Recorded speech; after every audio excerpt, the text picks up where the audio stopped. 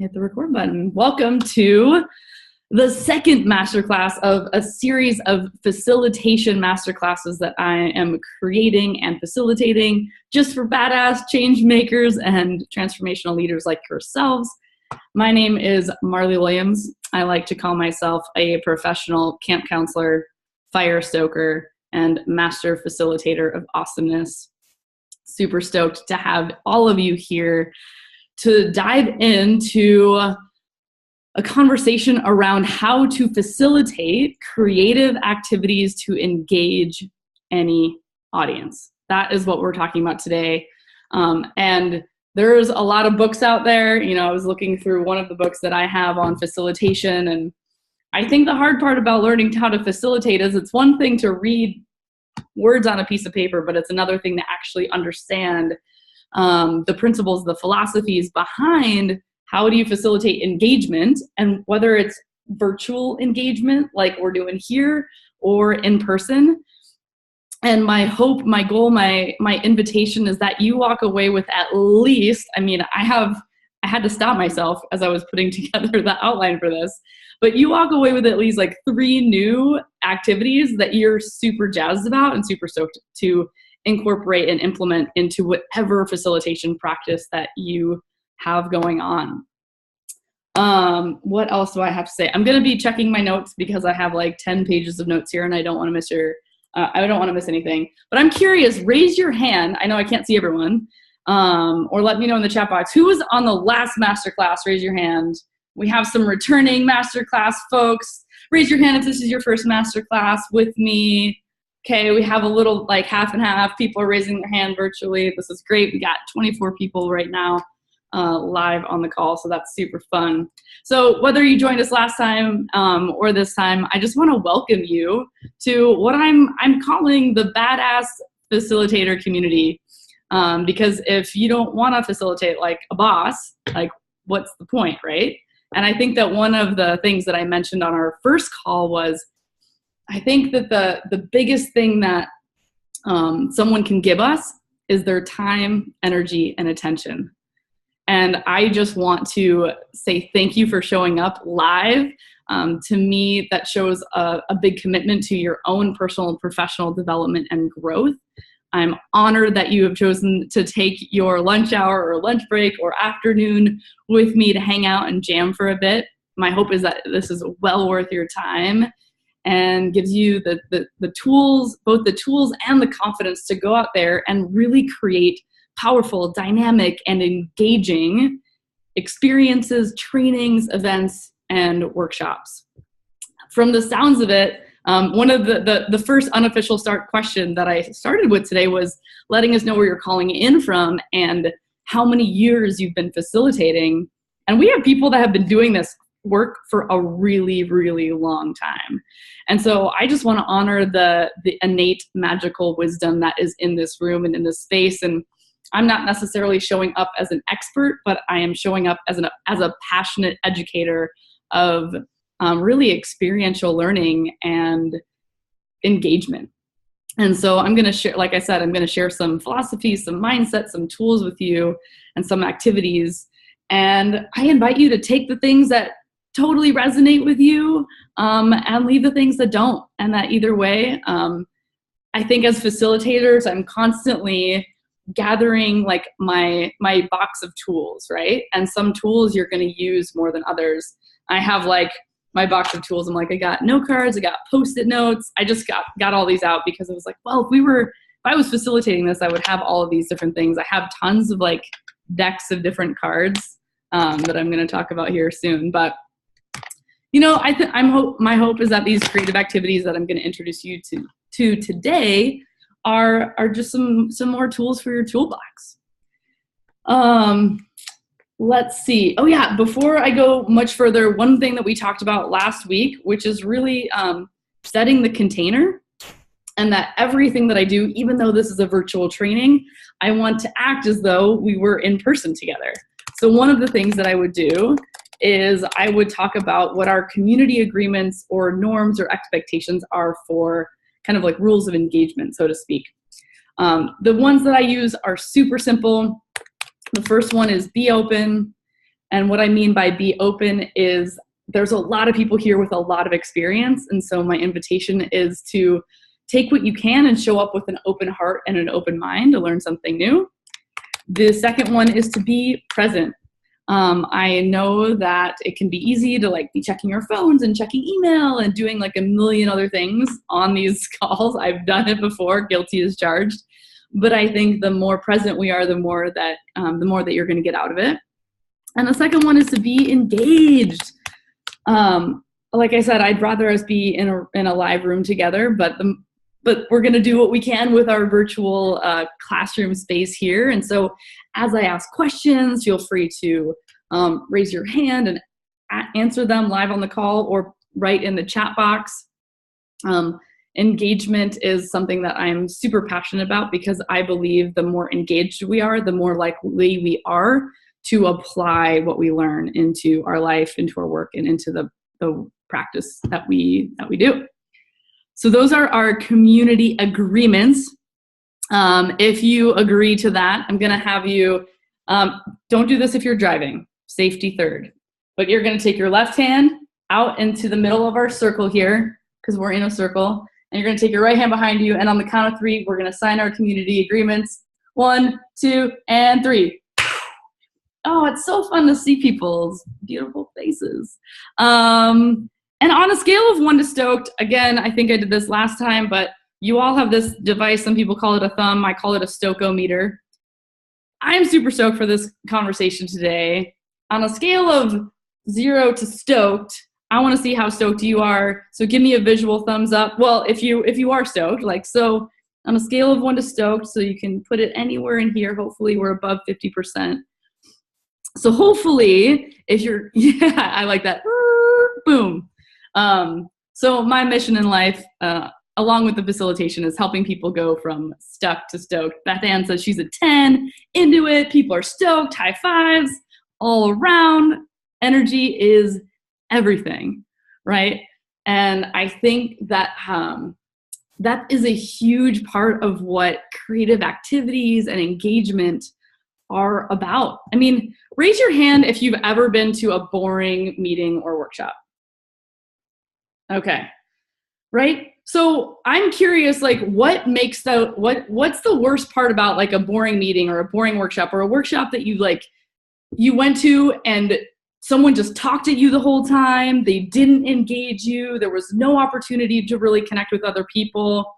So tell me, like, what sucks about boring workshops? Like, let's just talk about it. Let's put it out there on the table. Not relevant or helpful, feeling like a waste of time. Yeah. No bathroom breaks, right? So maybe someone's not managing the time appropriately, not asking what people actually want or what people need. Let's see, feeling unheard or like we were wasting so many awesome people's time. Yeah, I think that one of the things that why I wanted to ask, like how many years people have been facilitating, is really part of facilitation, and especially when you are working with adults, if you don't honor their innate knowledge and wisdom in some capacity through engagement, they're going to feel like you don't really honor or value or appreciate what they're walking in the room with, years and years of experience and knowledge. And so I think that that's a big part of like the difference between, to me, the big difference in facilitation and facilitating an experience versus just delivering information is application. So the difference between education and transformation is application. And I think I mentioned that last time, but I think it's so juicy and it's so rich that I wanted to share that again. I'm curious, I'm just gonna look over here. There was no outcome in the end, not asking questions of the participants. So just kind of, again, that just content delivery methodology and not engagement. Cool. So I'm gonna, before I dive into our next question that I wanted to ask you all, is just to give some of you, I haven't actually met, which I think is really cool, that like, welcome to the call and welcome to this class. But like I said at the beginning of the call, my name is Marli Williams. I am a professional camp counselor. What does that mean? I run an adult summer camp for women called Camp Yes, and I facilitate trainings, workshops, and retreats. And I have been doing this work for over a decade, and I've realized that I essentially have 2 degrees in facilitation, or in adult learning theory specifically. So my undergraduate degree was in outdoor education, and I remember one of my professors, Lori Gullion, would just be this just incredible transformational facilitator, and how she would lead the groups and engage people. I was so drawn to that, and I was like, I want to be like, that's what I want to do when I grow up. And so really, I feel like I've spent the last decade trying to be my professor, Lori Gullion, who's amazing. I got my master's degree in education, and a big part of that master's degree was in adult learning theory. So it's really understanding what makes, how to help adults learn.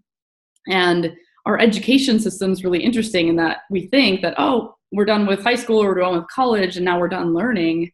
But I really believe that all human beings have the desire to learn and grow. And if we aren't, then we tend to feel stuck. We tend to feel stagnant. But I don't think a lot of people know how to engage adult learners. And I think that the art and the science and the skill of facilitation is really engaging adults in a powerful, dynamic, fun, and interactive learning experience that allows them to kind of not just learn information, but implement it, integrate that, and apply it to their life. I believe that we're moving out of the age of just information and content delivery and into the age of integration and application. Because if people don't apply what they learn through your events, trainings, experiences, workshops, then like, what's the point, right? If we just go back into our life and keep doing the same thing, we wasted our time, money, energy, and our attention. And so to me, the importance and the power of the engaging activities and the interaction is really to create sustainable transformation and actually inspire, not just inspire people to learn something new, but inspire people to take new actions, to have new insights, to have new ways of seeing the world that totally change their life. And that is like the essence of what I'm committed to. And really taking all of that experience, all of that knowledge that I have, and creating masterclasses like this and other programs to help change makers, leaders, educators really be the badass facilitators that they want to be, so that they can make the impact that they want to make on their communities. And that is my commitment to you. As I was putting my notes together for this call, I was facilitation, there's a lot to it. And one of the things that I actually love about facilitation is that I am constantly learning how to become a better facilitator. And I can geek out on this stuff for days. And I'm going to give you everything that I got around, sharing some of my favorite creative and engaging activities with you, and some philosophy, some mindset behind that. And I know that I can only cover so much in an hour. So I'm going to stick around after the call. We're going to do Q&A, and I'm going to share with you a couple different ways that we can stay connected and that I can specifically help you essentially like up-level your facilitation game.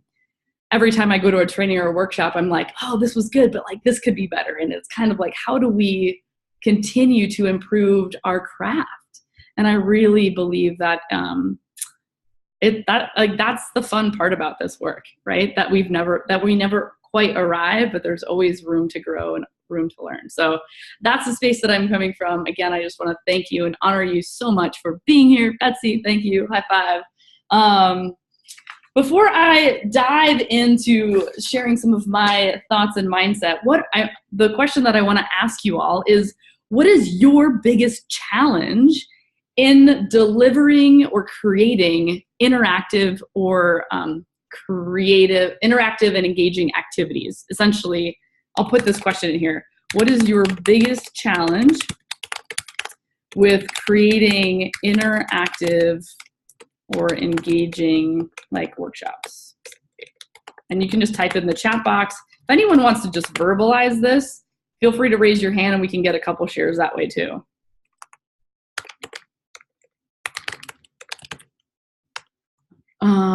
Considering what people will do without feeling foolish. Michelle, can you say a little bit more about that? Either on the call or in the chat box? Yeah, Michelle, so tell me a little bit more about that. So I'm thinking back to when I would train people how to do a hotline, like a crisis hotline. Mm-hmm. Oh, did you freeze? Come back. I'm gonna read these as you're coming back to us here. Biggest challenge with creating. Okay. Oh, that was my question.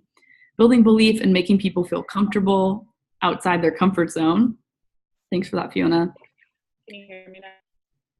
A little bit. You're kind of like a little bit in and out. I'll just type in this then. Okay. Awesome. Thanks, Michelle. Appreciate that. Getting an immediate buy-in is what I like to feel. Being able to be reactive if folks don't like the activity and be able to change it. So this like having a plan, being willing to go off the plan, reading energy, reading the room. Facilitation is like super nuanced, right? In that regard. Working with a large number of international students, some of whom, so language and different cultural comfort zones and expectations and the diversity around different folks. Don't run a lot of workshops. Confidence to get going. Yeah, thank you for sharing that, Kim. Engaging extremely shy people or who are culturally not used to open participation. Yeah, so different language barriers or challenges. Engagement without losing control and focus. So Michelle says, so a room full of 20 to 30 people and they all sort of groan when you say we're going to do this activity. One of the things that I shared last week was never open up an activity by saying, and now we're going to do an icebreaker. Or like, and now we're going to do, sometimes you can say like, oh, now we're going to do this activity. Or you can just say, turn to a partner, ask them what inspired them to be here today, right? And so some of this is definitely in your tone, energy, and delivery. So again, facilitation, and as I'm putting together my framework around this is mindset of like, whatever I'm going to invite people to do, I have to believe in it. And I have to clearly communicate what I'm asking them to do. And I think we talked about this on the Q&A last time. How do I get their attention back after I'm getting them all riled up and all connecting with each other, right? And having a game plan for that. Finding the right order of activities for sure. Cool. And as other challenges come up, feel free to type those in the box. I just want to make sure that I'm understanding where you're coming from so that, again, you get what you need and want out of this call. So let's see. Like I said, our goals for today are having both the mindset as a creative and interactive facilitator and at least 3 new activities that you can implement right away. I'm going to share more than 3 with you, but again, there's some that are going to resonate with you. And yeah, so if you aren't taking notes, I encourage you to take notes as I dive into this a little bit more. And then I'm going to ask another question as well, and I'll share my thoughts and perspective, but I'm curious about hearing yours. So the question that I wrote down here as I was putting this together was, why is interaction and engagement so important? So I'm curious to hear why do you think creating experiences that are more interactive and more engaging important to the communities you serve, to the people that come to your events, trainings, or workshops? Like, I think it's important to address and name, like, why is it important to learn how to create these engaging, creative, interactive experiences for folks? Or why do you think? And I'll share some of my thoughts as people are typing in their comments before. Like I said, I think that people are not just wanting to learn information. I think that we're more and more seeking out experiences. And when people are engaged with what they're learning, they're more likely to remember it and, again, incorporate it and apply it to their life. They're more memorable. People find purpose in them. It makes people feel alive. interaction increases the absorption and amount of retention. And yeah, like the goal is transformation, not just delivering information. Engagement and application is the way we transform, for sure. Gives people the tools that things actually stick. Without an emotional connection, it's actually harder for people to learn. It's so, so, so true. Opens up attitude to learning, creates new opportunities to connect with other people, makes it more fun for everyone. You know, as a facilitator, I always say, like, if I'm not having fun, I'm doing it wrong, right? And so how do we, I think that as kids, we were so used to running around on the playground and playing and engaging and connecting, and then all of a sudden learning became sitting in rows, not talking to anybody, and just having someone deliver information. And it's like, is that actually how we learn? I don't think so, right? So, okay, we're all on the same page that it's important. And one other thing that I learned last night, I actually went to a networking event here in Portland with Vanessa Van Edwards. Vanessa Van Edwards is a business owner here in Portland. She runs a team and a company called The Science of People. And last night she was talking about dopamine, meaning like this is kind of like what some people are saying. When we create these kind of innovative and engaging experiences, it creates dopamine in the body, which makes people remember what they're learning more. And it increases, like, it's more fun, it's more engaging, more pleasurable. And I'm trying to remember where I put some other things about dopamine. Yeah. So I think that it's all that to say, science is working for us when we're creating these interactive, engaging experiences for people. And it makes people think like, oh, this is something different, and we can engage them right out the gate. So some assumptions, and yeah, it was OEN for those of you who are asking. It was the pub talk last night. I have so many notes that I was like losing where my dopamine talk was. Delivers pleasure, disengages social scripts, and spurs fascinating conversation when we engage people in new and interesting ways. So here are the assumptions that I'm coming from as we dive into the specifics of some activities that I'm going to share with you all. Because I did say on the masterclass, like, creating an engaging experience even for introverts or people that consider themselves to be shy, right? 80% of people would consider themselves to be shy or introverted. And I think that sometimes we think that introverted people like just want to sit at home and like read a book.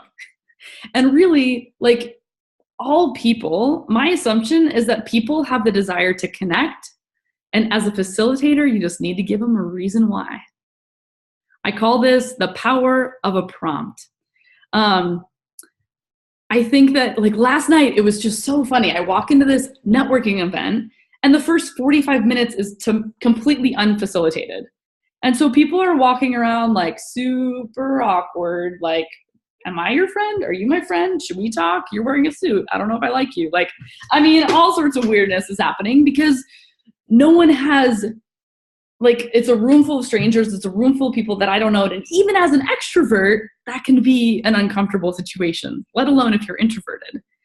And then what happened was Vanessa Van Edwards gets up on stage and she says, we're going to do 5 rounds. I'm going to ask you 5 different questions. You're going to meet 5 new people. You're each going to have a minute to share. Here we go. And then people were stoked. People were connecting. People were turning to each other. And she gave people permission, and she gave people a prompt. And so as a facilitator who creates a lot of engagement, I'm coming with the assumption that people, generally speaking, want to connect. We just need to give them a reason why. And I'm going to share some of my favorite unofficial start activities. I know that I mentioned some last time on the call, but that was such a big takeaway for people. But I'm just kind of giving you my frame and my perspective as we enter in creating these activities and experiences for people. Let's see. And as a creative facilitator, you have to be willing to like give things a go and try things out and see what works and see what doesn't work. there's no right or wrong way to do it. There's just little tweaks and little ways that we can, again, up level our facilitation game and do things a little bit better. And that's what I'm hoping that you'll get out of our class today. And the only way to get better is to practice, right? So the more that we facilitate, the more that we do this, the better that we're going to get. And so what I'm going to do, like the next bit is there's 4 different types of activities. And for each different type of activity, I'm going to introduce you to 3 or 4 of my favorite activities. So this is a great time. It seems like lots of you have been taking notes, which I love. I always want to see your notes after these calls. I'm like, what did you hear me say? I just want to check the chat box before I dive into those creative conversations. And as you have questions, feel free to write them down or tag them or put them in the chat box or send me a personal message as those questions come up for you, as I'm sharing some of these things. All right. Cool. Y'all are the best, by the way. I'm just so. Can I just get a midway high five? Y'all are doing so great. Thanks for your love, engagement, support. I would have you turn to a neighbor and say, what are you stoked about right now? But we're just gonna keep on flowing because I have a lot of really exciting activities that I want to share with y'all. I just gotta find, here we go. So many notes. So here are the 4 types of activities, and then I'm gonna go into each of these a little bit more in depth. The unofficial start activities to create a friendly and welcoming environment. So these are activities that help create engagement from the moment people walk in the room, instead of the awkwardness that happened last night of what do I do and who do I talk to, and this is weird. Unofficial start activities. The second one are introduction activities to create connection and belonging.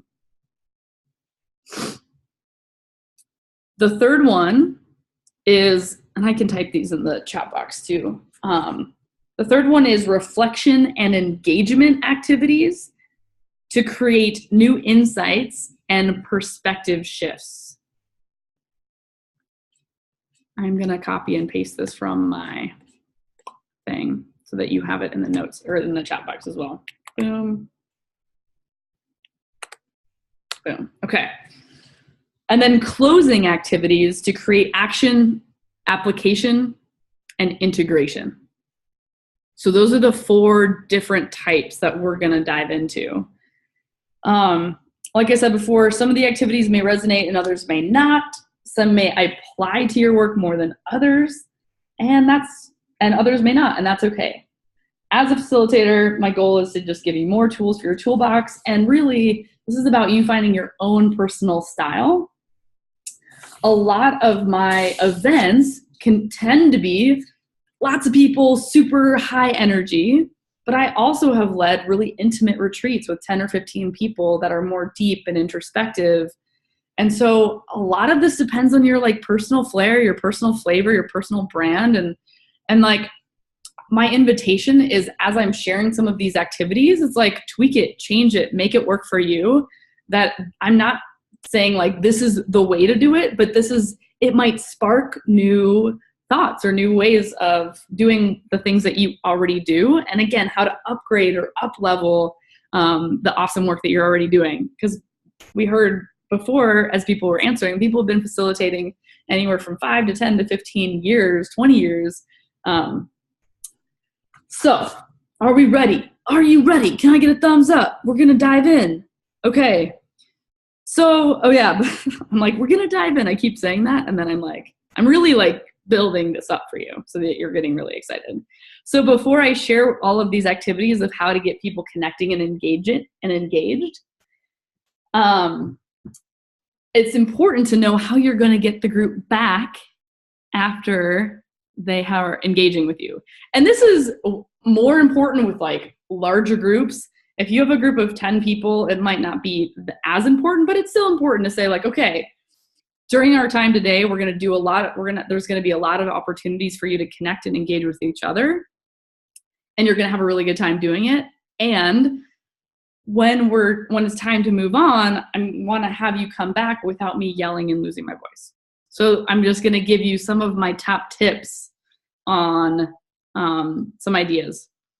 So one that I use, which is super cheesy, but it goes with my personal brand, is the Quiet Coyote, bob and weave. I have names for them.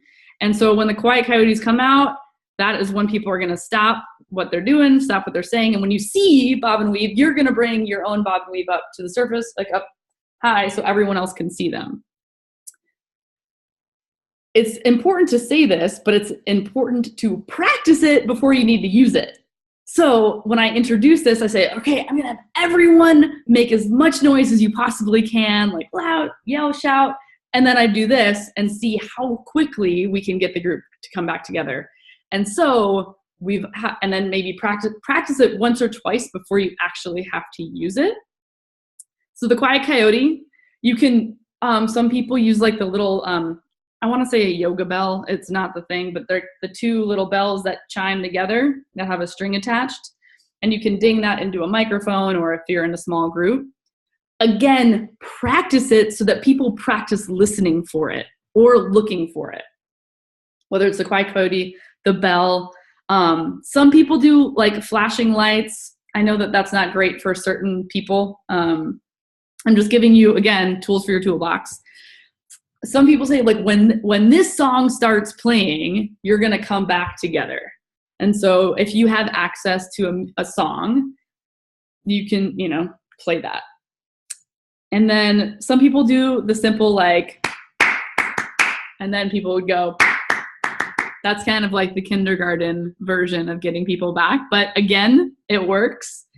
And the other one that I've heard is when someone yells, waterfall, and everyone goes, whoosh. Again, whatever you choose, that's your personal flavor, practice it. And again, this might be more applicable for larger groups than smaller groups. Sometimes with smaller groups, I'll just let them know, like, okay, when it's time to come back together, I'm just going to count down 3, 2, 1, and then maybe I'll do the Quiet Coyotes. But I'll kind of give them an opportunity. So the goal for you is, A, number 1, not to lose your voice. B, number 2, you don't want to lose control of the room. So just know that people are going to want to keep talking, and that's great. But as a facilitator, you're managing the time and you're moving people through an experience. So just coming up with something that works for you, that's fun. And sometimes, again, try these things out and see what works for you, see what's fun, and give it a go. So I'm curious, out of all the things, out of all the like ways to get people back, I wish I had a better name for those things, like how to get people back. What's your favorite one, or which one are you going to try? So I invite you to put that in the chat box. So what's your favorite one, or which one do you want to try? And as amazing facilitators, if you have other ways that you get people back, I would also love for you to share your ideas in the chat box as well. Clap and coyotes, we got the waterfall. Cool. A nice bell. Again, like depending on the type of work that you're doing, whatever you use is all about your tone and your flavor. Okay, here we go. We're gonna jump in. The unofficial start. What is the unofficial start? You might ask.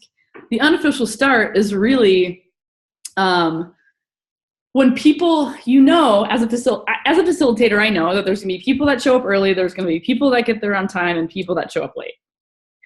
So what happens for the people that show up early is awkwardness, typically. So the unofficial start is to defy the awkwardness that tends to happen at the beginning of an event. Or like last night, they said check-in is at 5:15, but the event starts at 5:45.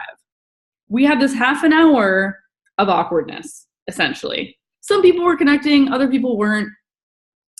So here are my top 5. I know I couldn't stop with the unofficial ones. And I know that this might be a repeat for those of you who were on the last masterclass, but it's always good to hear this stuff again. And maybe you're gonna like take away a different one. XD, Sonia, does that mean like user design, user experience? I'm not a tech person like you are. So you can let me know what that means. So top favorite, 1, when people walk in the room, I have like 6 of these in my basement, and they're not just regular Jenga. They're question Jenga. So all of my Jenga blocks have a question on them. They say, what inspired you to be here? What's your favorite TED Talk? And so as people are walking into the room, either I hand them one of these, or I have them on the tables, or I have them on the chairs. And I say, you'll notice that you have a Jenga block. It has a question on it. Go find someone you haven't met yet. Ask them the question on the block. Exchange questions. Go find someone new. And that is what we're going to do. You can have the instructions for that written on a Post-it note, written on a whiteboard, or you can just tell people as they come in what to do, and they will catch on. I promise. If you don't have Jenga, you can literally write questions on little index cards. Or you can get little fun things like, other cards that have questions on them. I know Jan has made his own question cards. Yeah. Or you can get some Stowe quotes and have people pick their favorite quote and why, and then go share it with someone that they just met. So that's like the question cards or Jenga blocks. Having people just engage from the moment they walk in the door and meet someone new. Post-it notes. So maybe you have a question that you want to answer. You want them to answer when they come in. So when people check in, hand them a Post-it note and say, let's see, maybe there's a question on the wall that says like, what inspired you to be here? Or what do you hope to learn today? And then you just have them write their answer on a Post-it note and put it on the wall before they sit down. This prompts the brain to think about like, why did I come here today? Or what am I hoping to learn? And again, for like introverted or shy people, they can write something down and put it on a wall, or write something down on a whiteboard. If there's a whiteboard or a chalkboard, you can have like a question up there. The nice thing about the Jenga blocks too is that it's a little bit of a choose your own adventure. People engage as much or as little as they want. It's not required, but you're inviting people that want to engage. Again, this is like the power of a prompt, giving people a reason to go up to someone that they don't know and connect with them. Another one to do is to have like a bunch of different, I have like a bunch of like different really cool images. And so I can have these images laid out and say, on the table over there, there's a bunch of like really cool photos. Find the one that resonates with you the most and take a seat. I also have, I'm just showing you all my like silly little things. These, I say, take one of these, what are these called? Wires? Tell me, someone put in the chat box what these are called. I'm like, forget. Oh, pipe cleaners. Thank you, Allison. You're amazing. So make a sculpture of how you're feeling with a pipe cleaner. That's like a silly little creative thing to do. And then I also have a bag of just like a bunch of random things, like a whistle and like a carabiner and like icebreakers or something. Like go find an object that represents who you are and grab a seat. So it's just, again, creating engagement right from the get-go. Make a creative name tag. So instead of just writing their name, like a lot of people do, put their name and your like ideal job title. Like I put, professional camp counselor on mine, or not like your job title that you have right now, but like if you could have any job title, what would it be? Or your name and like 3 words that describe you. Or just like have a bunch of different colored markers and have them like design it and get creative. Yeah, so those are some ideas. What is Cheryl, you're silly. Thanks. I'm trying not to get distracted. I'm like, squirrel. Okay. One more unofficial start is to do a quote walk. With a quote walk, depending on the theme of your event or activity, you can put up a bunch of different quotes around the room and say, welcome, like, thanks for being here. I'm going to invite you to go on a quote walk. Once you find one that you like the most, stay there and introduce yourself to someone who also likes that quote and say why you chose it. So those are our unofficial start activities. in the chat box. Write down the one that resonated with you the most, or that you want to give a go, that you want to try out. I'd love to see what people write in there as what they want to try. Okay, we're gonna move along because I got a lot of juicy things. Cool. I love seeing people. See, this is about engagement, people, not just delivering information. Give these things a go.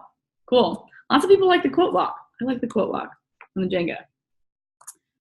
Okay, so really the unofficial start is to create, again, like a friendly, welcoming environment, and really just honoring that people have showed up early or on time, and you're giving them something to do instead of having them like twiddle their thumbs or like check their phone and be super awkward. And again, it induces that dopamine and says like, okay, this is going to be different than other workshops or events or retreats or trainings I've been to. This is different. So the unofficial start is like such an upgrade, up level of facilitation. Dirk, to answer your question, sometimes I play Jenga, sometimes I have them build something with them. So like build our like connection, like not pyramid, but like build some sort of structure with them later during the day, and they can play it. And sometimes I actually have the Jenga set up and I invite people to go play Jenga and then use the questions as they're playing Jenga. That's another way of doing it as well, just having the Jenga questions set up and then to play the game. Great question. So the next piece is the opening or introduction activities to create connection and belonging. So some of these are super simple, and some of these really, it depends on the number of people in the room. So the thing that can get out of control with introduction activities is like everyone go around the room and say your name and what inspired you to be here. And then an hour later, we're still doing introductions. So you have to be mindful of how to ask the same question in a different way. And as a facilitator, one thing that I had to learn was it's not as important for me to hear what everyone has to say. It's important for people to verbalize the thing, to be seen and to be heard and to be witnessed. So if it is a big group, so the intro activity could be just turn to a neighbor or find a partner and share what inspired you to be here today. What are you hoping to get out of the workshop? The thing about that initial question is that I invite you to ask a positive question initially, whatever the question is, because that induces that dopamine and spurs more engaging conversation. So asking like, what was your favorite thing that you did this weekend? Or what are you the most excited about right now? What's a passion project that you're working on? What's your favorite place to eat? You know, and it really just brings people together. It creates connection, and it brings people into the room a little bit more. And then when you have people do that pair share or small groups of 3, maybe you say, hey, I just want to hear from a couple people. What inspired you to be here today? Or what are you hoping to get out of it? Where everyone has actually verbalized that, but not everyone has to go around the room and answer that question. So that's one way to create that initial connection and belonging, is just, again, the power of a prompt and connecting with someone new. I did a super fun one the other day. It was called social geography. This was super fun. So I'm going to do my best to explain this. If you have questions, let me know. And so the social geography is, say we have a room, and I would say, okay, this room represents Portland. So I live in Portland, and Portland is divided by the river and Burnside. And so they said, this is Burnside, this is the river. Go to what part of town you live in. And so it was kind of a cool thing, because like then we got to quote unquote like meet our neighbors, and then turn to your people, like turn to 2 or 3 people and say like, what's your favorite place to eat in your neighborhood? And then the next part about the social geography was, now we're going to go on our morning commute. And so now you're going to walk to what part of town you work in. And then what's your favorite place to like go to for lunch, or what's your favorite part about your job or whatever. And even if you work from home, like I work from home, so I stayed where I was. And then we expanded it to the state. And so like, what is your favorite place in Oregon to go on a like long weekend vacation or whatever? And then you can say like, oh, what's your favorite hike there? What's your favorite thing to do in Ocean Beach or whatever? And then the next part was like, where do you want to travel to in the world? And the room became the world. And so that was just a fun, like you get people up, you get people moving, you get people engaged. So I call that social geography. So that's a super fun one to do. And another one is, let's see if I can, the other piece, so I do a lot of like kind of networking isn't the right word, because I keep saying like stop networking, start connecting. But a lot of times I'll go to a room or I'll go to an event to meet people who are there, but I don't always know who to talk to. Like who can I help and who can help me? And so I call this giving and receiving. I believe that every person who goes to a workshop has something to give, has something to share or offer. We all do. We all have wisdom and knowledge to share. And we all have something that maybe we're seeking or we're looking for. And this is super quick, super short, and it's important on how you describe this activity and how you facilitate it so that it can be tight and not take a long time. And it's a 30-second introduction where someone says their name, one thing they have to give or share or offer, and one thing that they are looking for. And so people go around the room, and I always, anytime I'm having someone share something, I model the way. So I say, my name is Marli. I can get you stoked. That is one thing that I can offer. And what I'm looking for is speaking engagements to inspire change makers. Super tight, super duper tight. And so every single person goes, and what I do is I invite people to practice their amazing active listening skills. Listen for who you can help and who can help you. Because afterwards, there's going to be an invitation to go connect with the people that you can help or find the people who can help you. So after everyone goes around, then people have like 5 to 10 minutes. Again, this depends on the group size, of connecting with the people that they actually want and need to connect with, people that can actually help them.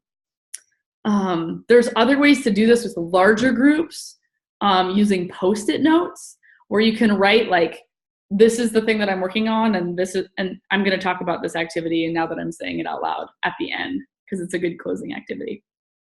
So I won't go there yet. So that's the giving and receiving. You can call it 30-second intros or 1-minute intros.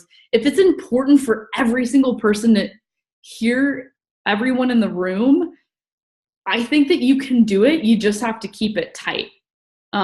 Even with 100 people, it's like, what's your name and one word of how you're feeling right now? And it can go around pretty quick, brings everyone's voice into the room, gets people to connect. Boom.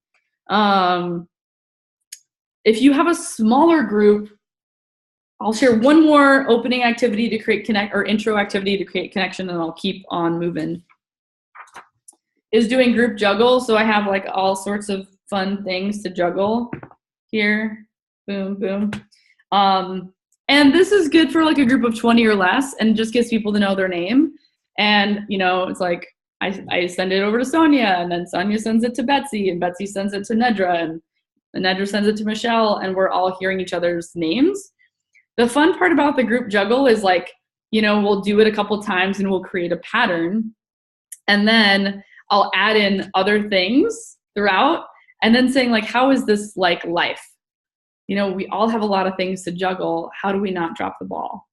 Anytime we can bring in like purpose and meaning, not just do activities to do activities, it creates way more engagement, and there's like actually a point to it. Cool. So that's the group juggle piece. Out of all of those that I shared, what's one thing that you want to practice or try at your next workshop? So, the one I feel like I need better, like a pair share, like turn to a neighbor, turn to a partner. The social geography, the giving and receiving, the group juggle.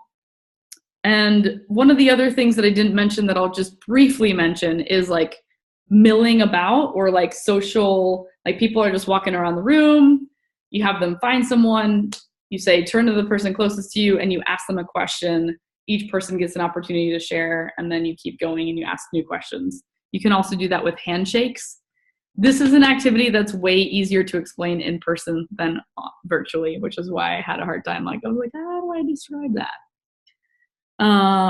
Cool. And if you have any questions, feel free to send me a personal message so that I answer them later. And I'm going to download the chat in case I miss anything on the call. We're going to move on to our third section here. So keep on typing those in. Reflection and engagement activities to create new insights and perspective shifts. So part of adult learning theory is how do I engage multiple styles of learning, knowing that everyone doesn't want to speak in front of a big group of people all the time. So a reflection engagement activity, and some of these might sound really simple, but hopefully, again, it's just another tool for your toolbox. A 60-second free write. So, take 60 seconds to write down what is your biggest takeaway so far? Or 60-second free write of what's coming up for you right now? Or what has resonated with you the most? Or what questions do you have? The 60-second free write you can do before you have people share. It gives introverted people or people that take a longer time to process an opportunity to actually process. And so you're giving them that space to do that. And then after that 60-second free write, you can have turn to a neighbor or get in a small group of 3 or 4 and share what you wrote. And then, you can bring everyone back in the big group. Were there any themes in your small groups that you would like to share with the group of what your biggest takeaways were, right? So we can learn from each other. One activity that I really like as far as reflection and engagement, and this depends on your topic or theme or whatever you're presenting. I do a lot around leadership. And so one activity that I absolutely love to do is I give everyone 2 or 3 green Post-it notes and blue Post-it notes, or just 2 different colors. It doesn't matter if they're green or blue, but 2 or 3 of one color, 2 or 3 of the other. And I have them on the green one say, what is effective leadership look like and sound like? And so you write one idea per Post-it note, and then what does ineffective leadership look like or sound like? And then I have them put them on different walls in the room. And then I break the room into 2 groups, and I have them come up with different themes. So what I like about that is it gives everyone a voice, meaning everyone gets to write down their ideas. I'm not just saying, hey, what's effective leadership or what's ineffective leadership, and having people share in the large group. I'm giving them an opportunity to share in that way. And so whatever your topic is, if there's 2 different things, or even 3 or 4, give people different Post-it notes, have people have an opportunity to reflect and write them down, get into different groups, and then as in those small groups, they're coming up with the themes and they're looking and they're talking, and then each group gets to share and present out what, so based on what the group says, what is effective leadership to this community? And what is ineffective leadership to this community? And let's talk about that. So that's an activity that I really like. So the free writes, the pair shares, the Post-it notes. Sometimes I have people, you can have people draw, again, using that creativity. Another reflection activity is actually picking out, maybe it is an image. I have these image cards, and I don't know where I put my other ones. I have other image cards that just have different photos on them. And I say, choose an image that represents what you learned today or how you feel right now. Little cards with pictures on them can be great. And yeah. So those are the reflection engagement activities. I'm kind of flying through this because we're getting close. I'm like, oh my God, there's so much here. So write down if there's any of those that you want to try or use in your next event or workshop. The free write, the pair share, the Post-it notes, the images. And then I really want to make sure that I get the closing activities. So I'm just going to dive into this. So the 4th piece here is closing activities to create action and integration. The first one I did on Saturday with a group of people. Well, I was a participant in it, but it was awesome. It was super fun. It's called wish crafting. And so this is the power, the idea of strangers can help us achieve our goals. And what we did in the last part of this day-long conference or event was people had the opportunity to write down, to first do a free write, or write down like, what is a dream or goal that you want to accomplish in the next year? And then writing down what is the obstacle or what is the challenge. And then he invited anyone who wanted to share in this group of like 50 or 60 people what their dream was and what their biggest obstacle was. And then if there was anyone in the group that could help them, that they had an opportunity to share a resource. Or maybe it was like, hey, I can meet with you for coffee, or hey, talk to my roommate, or hey, I have someone that you can connect with. What I'm going to do is there's a TED Talk that describes this. I'm going to put it in the follow-up notes with the recording of this video. It'll explain it a lot better, but it was like super awesome, super powerful as far as like, how can we help each other succeed? And like the TED Talk is like, it's so good. I'm like, ooh, really excited to share that with y'all. Witchcraft is actually a book. Maybe that was the same person. I don't know. But the second one is the idea of the 1 degree shift, right? And this is something that some of y'all have heard me talk a lot about. But, if we're going to spend time and energy learning something new, we don't take new action, nothing changes. But sometimes, and you might even feel this way right now, is like, oh my gosh, I have all this information. And we can almost leave events or trainings or workshops feeling overwhelmed with like, how do I even start? Where do I start? And so the idea of the 1 degree shift is, if you are on a sailboat and if you change your course on that sailboat just 1 degree, over the course of hundreds of thousands of miles, you can end up in a completely different place. So my invitation to you right now would be to write down, what is your 1 degree shift? Essentially, what is the smallest thing that you can do that would make the biggest difference in your facilitation? Maybe it's a mindset, maybe it's a perspective, maybe it's trying some of these activities, or just choosing one activity to try at your next workshop. So writing down, what is your 1 degree shift? It's powerful to write that down. It's also powerful to share it with a neighbor, share it with a partner, someone who can hold you accountable. And this last piece that I'm going to share with you is on the line around the 1 degree shift, is giving everyone a blank piece of paper and writing down, what is one action that you are going to take as a result of this training, workshop, experience, event on one side, and you can give them a time frame, in the next 7 days, in the next 30 days, however long.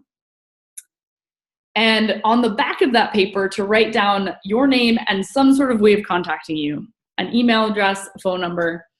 You're going to take that piece of paper, you're going to crumple it up. I'm just going to crumple up this piece of paper.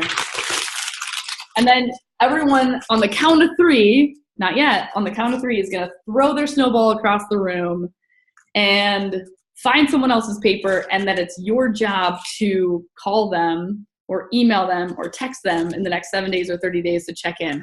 And so talking about the power of community, accountability, and support. And it's super fun and super engaging. It's like crazy snowball fight, super good times. So that's those are some of my favorite closing activities. In the chat box, write down what you're gonna try out during your next event.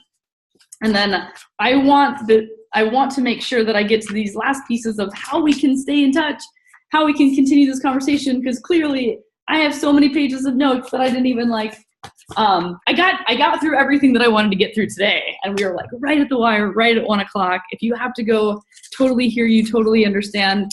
If you just give me like 5 more minutes, I would love that. And then I'm gonna end the recording, and then I'll do Q&A, and I'll stick around because I know that was a lot of information.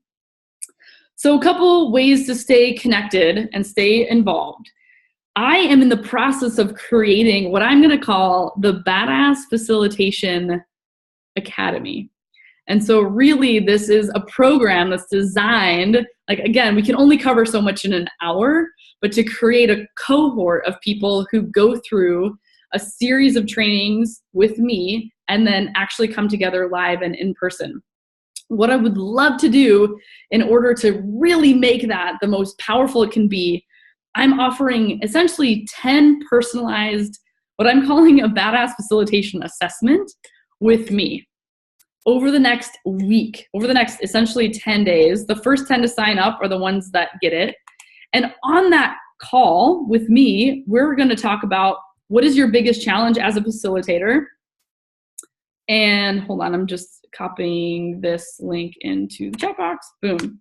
So there is the link to the Badass Facilitation Assessment session with me. It's a 45-minute call with me, one-on-one, where we talk about like, what is your biggest barriers or blocks or challenges around facilitation? Maybe some of it is mindset stuff. Maybe some of it is strategy stuff. But whatever it is, we're going to dive into it one-on-one. And there's nothing on that call that I'm selling other than like really listening, holding space for you, and helping you up-level your facilitation. So sign up. My goal is to talk to 10 amazing facilitators the next 10 days. So hop on there, the first 10 to sign up. I'm also offering my next masterclass. Here's the link to my next masterclass. It's called Up-Level Your Facilitation Game. And you can sign up for that. This one, it sold out with 60 people. That one's going to sell out. You can sign up right now. All of these masterclasses, these monthly masterclasses are free. So that's the link to that. I have two more things. One is I have a live training coming up here in Portland called How to Facilitate Like a Boss. And the link is right there. And it's a day-long training from 10 a.m. to 4 p.m. And it's really about not just learning this stuff intellectually, but getting to practice it and get feedback on it live in person. I know that some of you don't live here in Portland, which is why I want to create this more of an online training program that also has a live component, because who doesn't want to come hang out with me in Portland? It's a really good time. But that masterclass, the next masterclass says the sales ended. Thank you, Sonia. I am going to go on there right now. I don't think I changed the date on that. So I'm going to edit it. I'm editing it right now, and then I'm going to put the link in there. Oh my gosh. Tickets. Create tickets. Technological ticket sales and okay. Save. Now it should totally work. Oh my gosh, Sonia, thank you so much for helping me with that. I'm thinking that should work. I'll type in the thing again just to make sure. Boom. Okay, is it working now? Give me a thumbs up if people are able to get on there. Sorry about that. And then, cool, so that worked. Okay, I have one more thing. Where are my notes? Oh yeah, I created what I'm calling the Badass Facilitators community on Facebook, where we can essentially continue this conversation, and you can ask me questions, and I'm gonna share videos and other things like that. What I would love to hear in the chat box is, what was your biggest takeaway from today before you hop off this call? Biggest takeaway from today. I would love to hear what you got out of this. I'm always improving my craft of how I train change makers, leaders, facilitators like you, up-leveling your facilitation so that you can make the impact that you want to make. Like I said, I'm going to stick around for Q&A, but before you leave, write down what was your biggest takeaway and any sort of action that you want to take as a result of our masterclass today. That is what I would love to hear from y'all. And we are going to stop the recording, and I'm going to stick around for Q&A. All right.